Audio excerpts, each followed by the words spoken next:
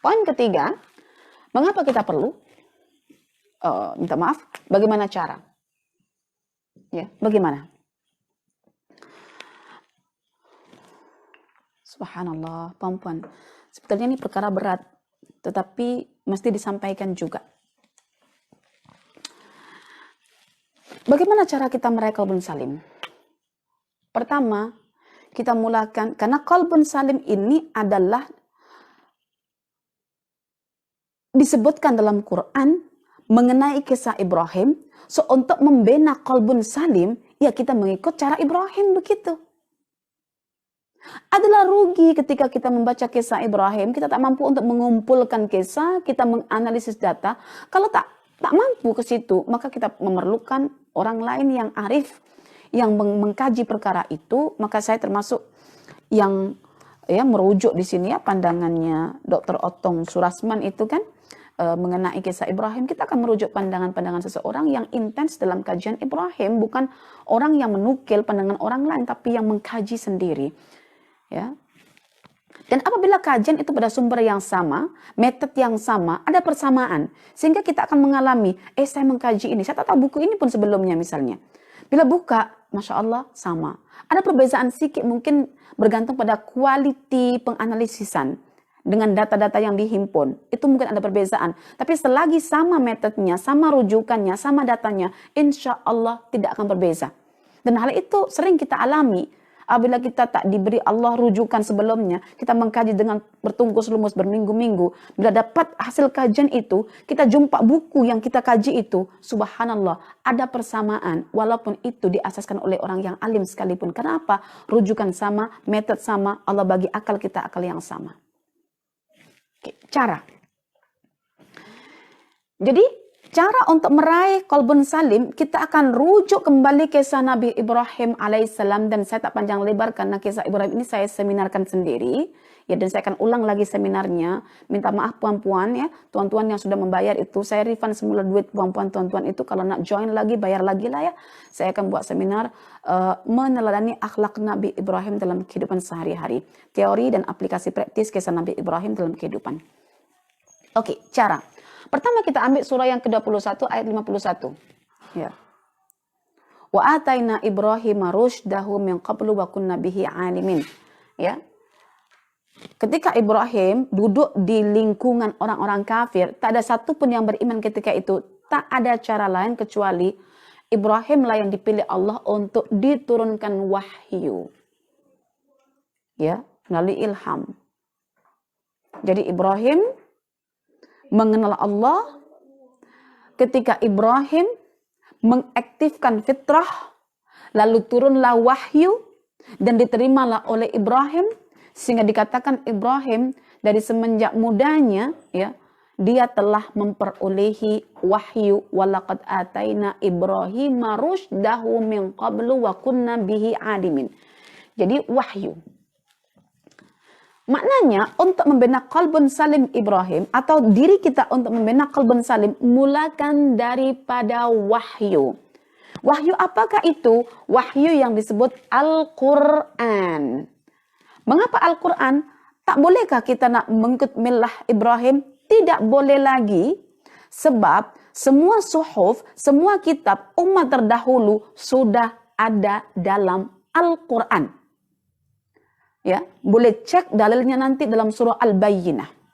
Bahwa Quran itu yatlu suhufan mutahhara, di dalamnya Nabi Muhammad membacakan lembaran-lembaran kitab umat terdahulu dalam bentuk kitab ataupun dalam bentuk suhuf.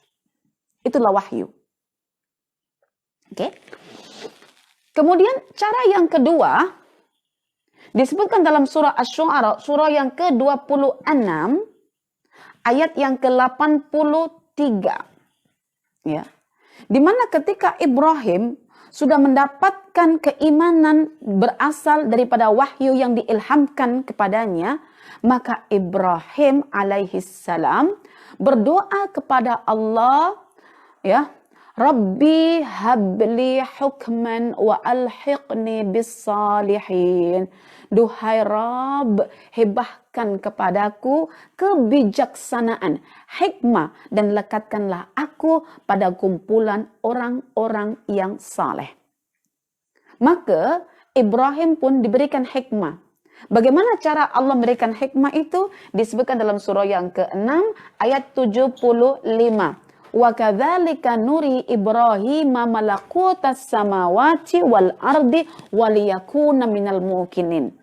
Ayat-ayat Allah yang terbentang di alam semesta yang berbentuk cakrawala, yang cakrawala itu diimani oleh umatnya ketika itu, dan alam semesta ya yang mengandungi banyak makhluk yang boleh dijadikan sampel atas keyakinan Ibrahim, keimanan Ibrahim, maka Allah pertunjukkan dua jenis ayat itu, ayat alam langit dengan ayat bumi, supaya apa? Waliyakuna minal muqinin, supaya Ibrahim boleh mendapatkan keyakinan.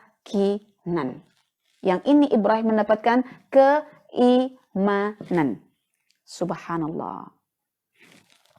Dan terkait dengan surah Al-An'am itu hanya ayat-ayat cakrawala yang Ibrahim tunjukkan yang Allah tunjukkan kepada Ibrahim. Tetapi ayat bumi tentang bumi ditunjukkan oleh Allah kepada Ibrahim pada surah yang kedua ayat 260. Wa idh qala Ibrahim rabbi arini kaifa tuhyil mauta qala awalam tu'min qala bala walakin liyatma'inna qalbi qala fakhudh arba'atan minat tayri fasurhunna ilaika thumma ad'uhunna ya'tinaka sa'ya wa'lam anna Allaha azizun hakim. Oke. Poin pertama, poin kedua. Kemudian ketika Ibrahim sudah mendapat keimanan, sudah mendapat keyakinan atas apa yang diimani, baru ini bukan usaha kita, Allah akan bagi sendiri cara ini. Tapi walaupun demikian, kita tetap bermohon kepada Allah karena ini murni daripada pemberian Allah, maka kita memohon kepada Allah. Ya, disinilah Allah Subhanahu wa taala membincangkan tentang siapakah Ibrahim ketika sudah berkeimanan, sudah berkeyakinan, maka di sini Ibrahim dikatakan sebagai orang yang memiliki keikhlasan. Di sini ingat akhirat. Kita ini kalau ingat akhirat, kita akan ikhlas perempuan. Maka akhirat itu dalam bahasa Quran dikatakan sebagai ikhlas. Jadi orang yang hendak ikhlas itu, jika dia tidak ada pengetahuan tentang akhirat, macam mana boleh ikhlas? Kenapa kita nak bersedekah, nak selamat di akhirat? Akhirat yang membuat kita ikhlas. Kenapa akhirat? Allah punya kuasa untuk membangkitkan kita. Untuk apa? Untuk dihisab. Bagaimana cara hisabnya? Oh, bla bla bla bla bla. Subhanallah. Jadi ingat akhirat. Ingat akhirat ini merupakan cara membina qalbun salim, tapi ini murni daripada hibah Allah. Ya, disebutkan dalam Al-Quran surah yang ke-38, surah Shad ayat yang ke-46. Allah berfirman, "Inna akhlasnahum bi khalisatin dzikraddar." Lalu kami kurniakan akhlak kepada Ibrahim, namanya akhlak berbentuk keikhlasan, yaitu ingatan yang terus-menerus tentang akhirat, dan dia pun mengingatkan akhirat itu kepada orang-orang yang lalai akan akhirat. Mengapa? Karena setiap hari Ibrahim melakukan penyaksian. Untuk apa? Untuk mengukuhkan keimanan. Untuk apa iman? Supaya mendapat gelaran qalbun salim, yang selamat dari kesyirikan. So perempuan, terkait dengan kisah Ibrahim ini, cara kita untuk meraih qalbun salim adalah mari kita kembali kepada Al-Quran.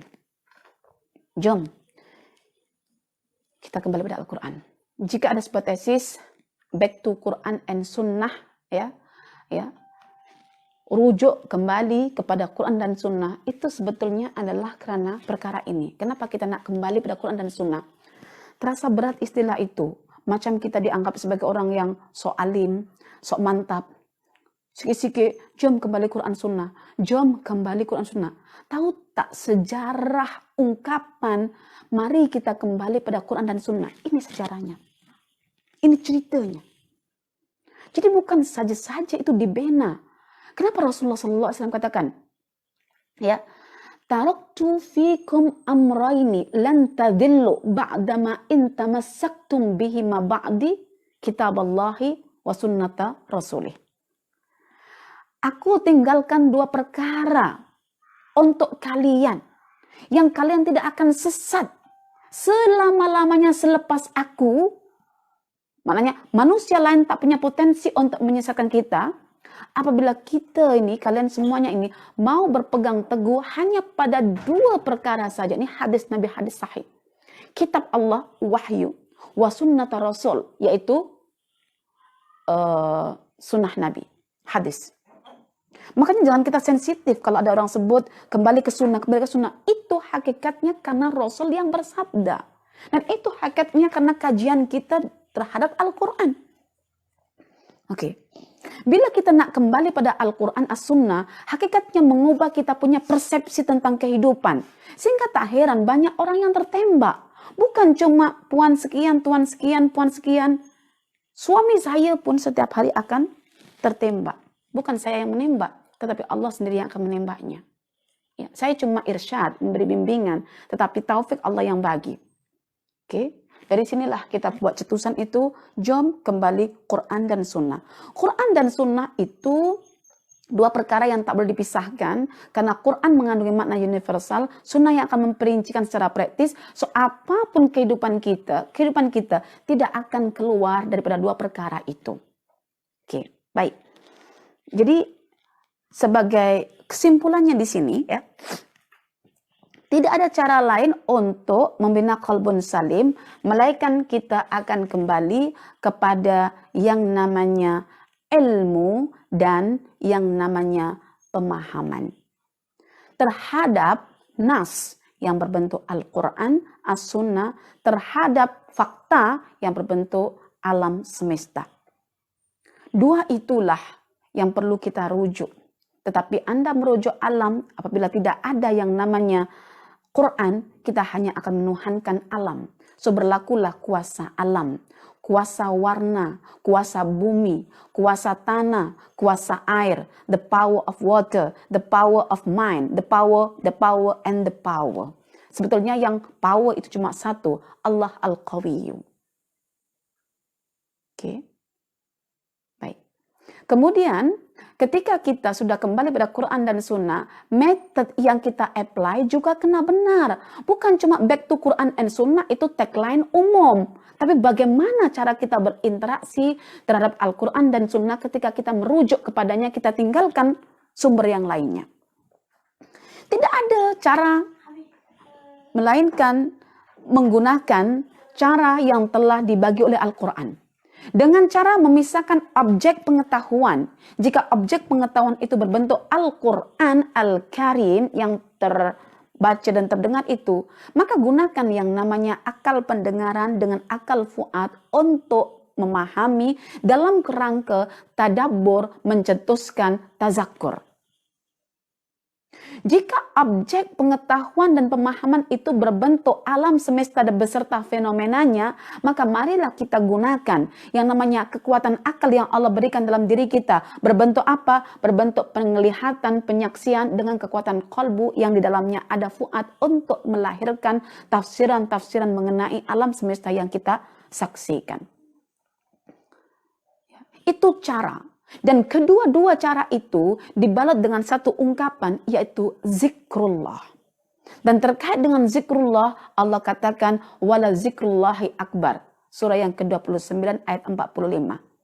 Kalau kita tahu, laukanu ya'lamun, kalau kita tahu, memang itu benda yang luar biasa. Dan ketika kita zikrullah, hakikatnya kita menepikan yang namanya kelalaian kolbu, sehingga menatijakan zikrullah qaiman wa qu'udan wa junuban, dalam keadaan berdiri ke, duduk ke, baring. Itulah yang dikatakan zikrullah itu. Bukan zikrullah itu kita hanya membaca subhanallah. Subhanallah, Allah Maha Suci. Dari apa Allah sucikan? Kita akan saksikan fenomena alam itu. Subhanallah, ketika kami tidur, Allah tidak tidur. Buktinya apa? Ketika malam itulah Allah mencurahkan hujan. Subhanallah. Oke, baik perempuan. Dan karena metode yang kita aplikasikan untuk mendapatkan yang namanya keimanan, keyakinan, dan ingatan terhadap akhirat itu melalui tadabbur. So, apa tadabbur itu? Tadabbur itu adalah memahami makna di sebalik ayat yang dibaca untuk dikaitkan dengan diri sendiri sehingga kita menjadi orang yang tertembak. Oke.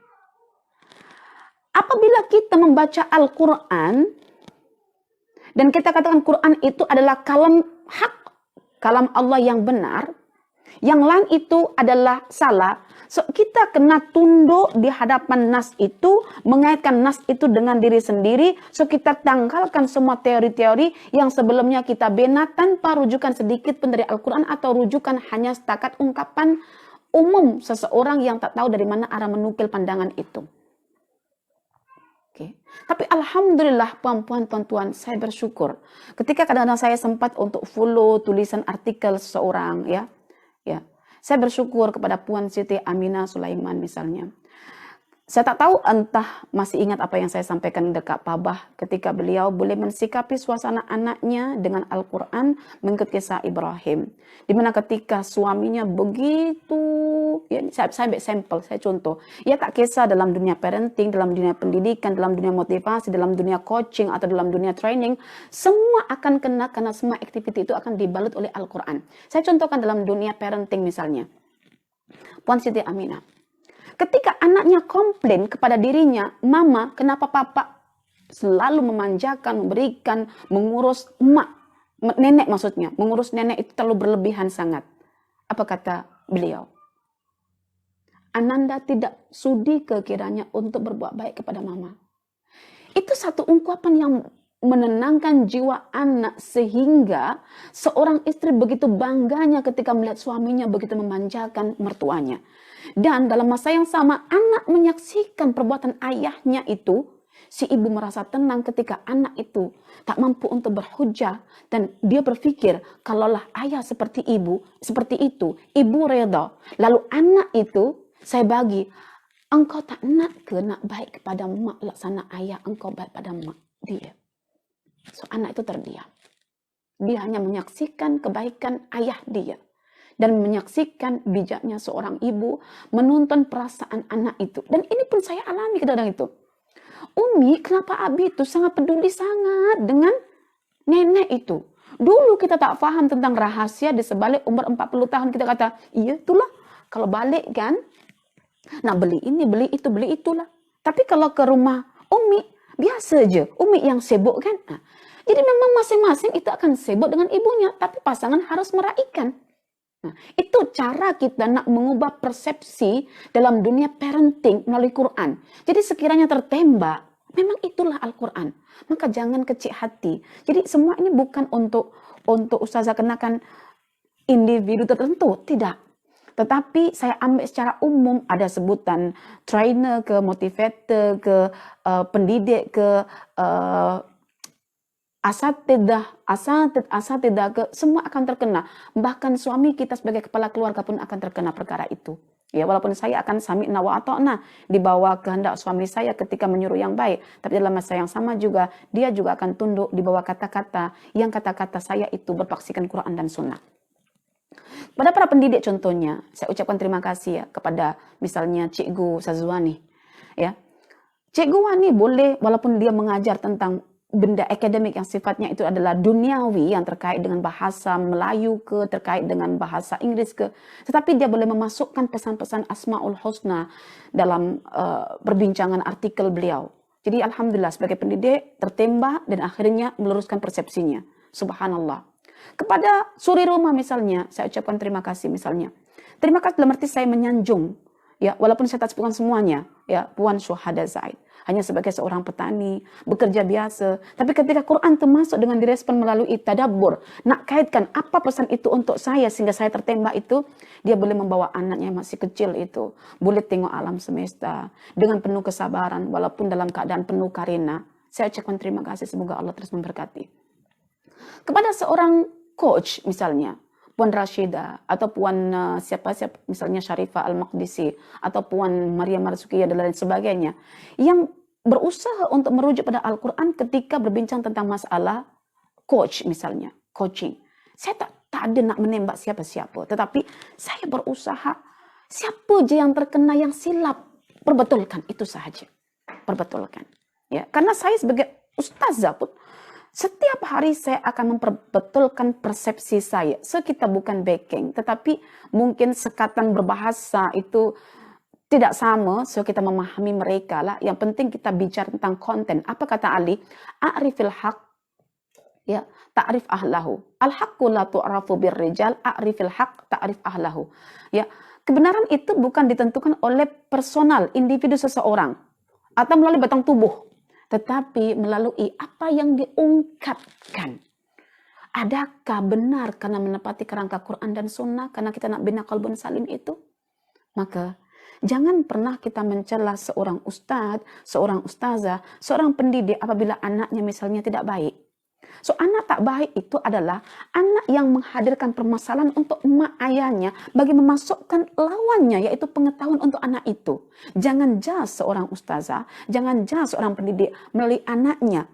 Adakah kita pernah judge Nabi Nuh alaihissalam melalui anaknya? Tidak kan? So, kita selamatkan marwah seseorang. Jangan terlalu menghukumi seseorang dalam arti menghukumi baiknya seseorang itu melalui anak, baiknya seseorang melalui tutur kata begitu. Bukan. Ya, ada orang berbicara itu dia elok aja, tapi kalau menulis tak pandai sangat, jadi nampak terkesan garang dan keras. Tapi sebetulnya kalau kita mampu berbetulkan persepsi tentang hakikat kebenaran, sungguh kebenaran itu tidak diketahui melalui pelakunya, tapi melalui istidlal Quran dan Sunnah. So, mari sama-sama kita lunturkan ego kita cek perkataan orang itu kalau benar apa salahnya. Kepada para asatidzah misalnya, saya ucapkan juga terima kasih kepada Ustazah Asma Harun ya. Walaupun dikenali banyak orang, masih juga mau mendengar apa yang saya katakan, walaupun saya tak banyak dikenali oleh orang lah. Beliau lebih dikenali, tetapi boleh menjatuhkan sifat egonya ketika sebagai seorang ahli ilmu dan boleh follow saya punya live ya. Kepada kalangan trainer yang lainnya yang sempat hadir bersama saya, yang merasakan apa yang saya sampaikan, saya ucapkan terima kasih ya kepada Tuan Ammar Kamilin ya, minta maaf, Kamilin siapa namanya, Ammar Kamilin.